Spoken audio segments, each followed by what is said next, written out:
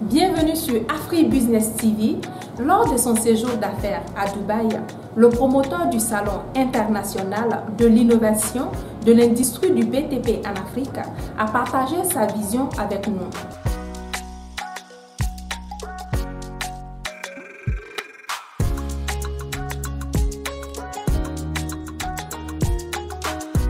Aujourd'hui, ma vision, c'est que l'innovation va être considérée comme une question de survie.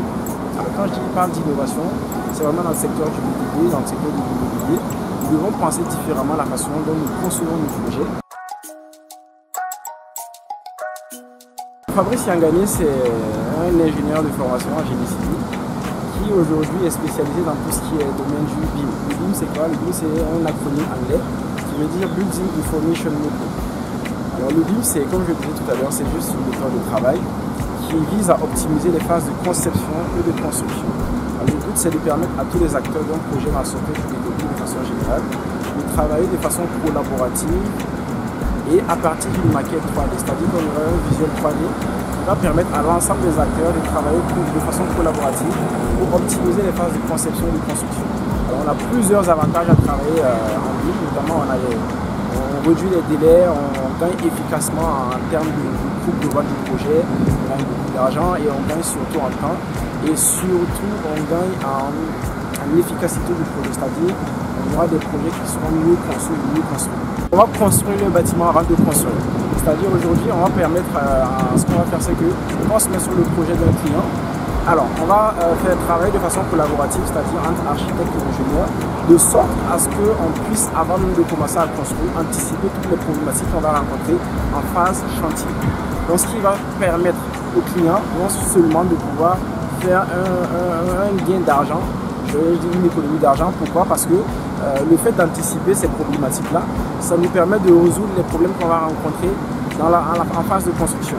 Et en phase de construction, si on veut se mettre à résoudre ces problèmes-là, on perd du temps et on perd de l'argent. Notamment, souvent, on est amené sur les chantiers, ils sont amenés à casser souvent pour reprendre certaines choses parce qu'il y a eu des problématiques, parce que les choses n'avaient pas été anticipées. Nous, on permet d'avoir cette vision-là du projet déjà construit en 3D.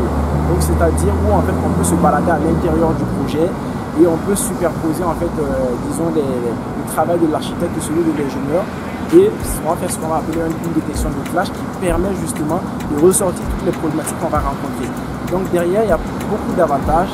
Comme je le disais, on va gagner en temps, on va gagner en efficacité et on va gagner logiquement en termes de coût global du projet parce que les erreurs seront minimisées. Nous devons travailler de façon collaborative déjà entre acteurs dans le domaine du BTP, notamment les professionnels dans le secteur du BTP.